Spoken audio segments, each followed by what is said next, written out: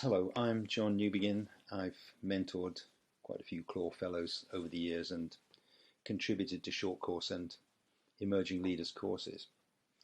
I think that one of the things that we can take away from this COVID pandemic is thinking about leadership in new ways, because one certainty is that we're going to be living in uncertain times for the foreseeable future. Once we've dug our way out of COVID, we're going to be facing huge uncertainties around funding. We've got Brexit coming down the track. We've got the certainty of climate change coming down the track. It's already here. So how do we live with uncertainty, and what have we learnt in the COVID pandemic which can enable us to thrive in an atmosphere of ongoing uncertainty?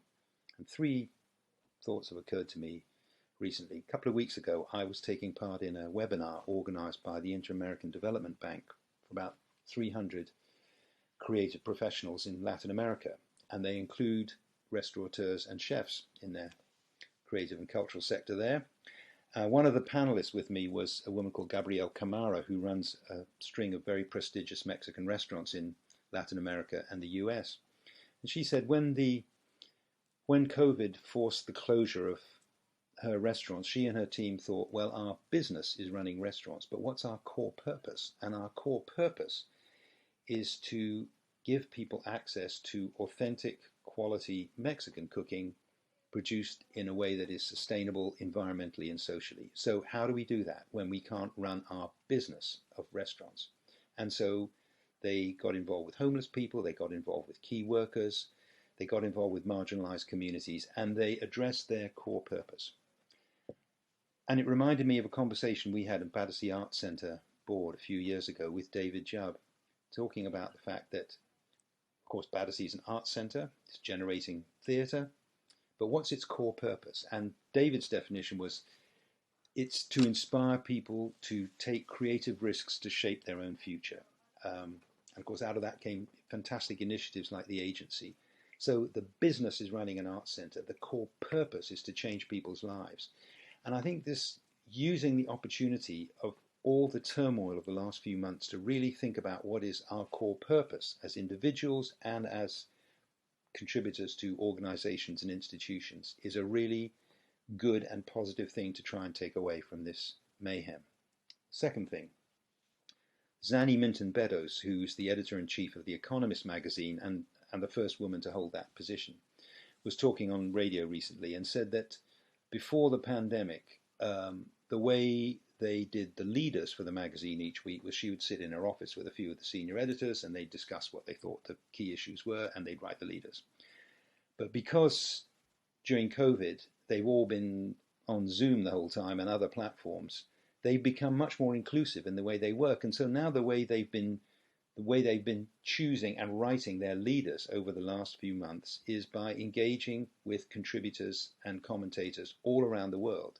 It's become a much more inclusive process. And she said, you're not going to go back to the way we did things when this is over. And I thought, well, there's a fine example of new form generating new function, which has given them a positive way of thinking about how they do things in the future, a more generous and inclusive way. And then the third thought that occurred to me, my good friend Abdul Shaykh, who's been running FIO Theatre Company in Cardiff and has just taken over as director of Tara Arts, was saying when the government handed out the 1.57 billion for the arts, they made it very clear it was about protecting the crown jewels. And he said by crown jewels they mean the institutions and the buildings, but of course the crown jewels are the people. And if there's one thing that we've learnt in the last few months, it's that while it has been relatively easy for government to support institutions and buildings, it's the people, the individuals who have suffered. And in a sector which is very atomized, because so many people are working freelance, so many people are working in such uncertain ways, to think about how we can do things in a more collaborative, mutual, cooperative way going forward seems to me a hugely important lesson. So easy to say, difficult to do. But a guy I met who does all the mergers and acquisitions stuff for a big business school said to me a while ago, I know nothing about the arts, but What I do know is it's the one bit of the economy where nobody talks about mergers and acquisitions. It's hundreds of tiny organizations fighting each other for a declining pot of money. Crazy. I thought, pretty accurate description of what goes on. How do we move on from that? How do we use what's happened in the last few months to really think about how we collaborate together, not just as institutions, but also as individuals? How do we make sure that those who are in work share it, that those who have access to good networks share them? How can we be more generous in the way we learn to work together? Because the one thing that we know is that while collaboration can generate financial back office savings between organizations, whatever, actually collaboration properly understood is what generates all great ideas, all great art. And it's absolutely what we can and should build on and not go back to the way things were before.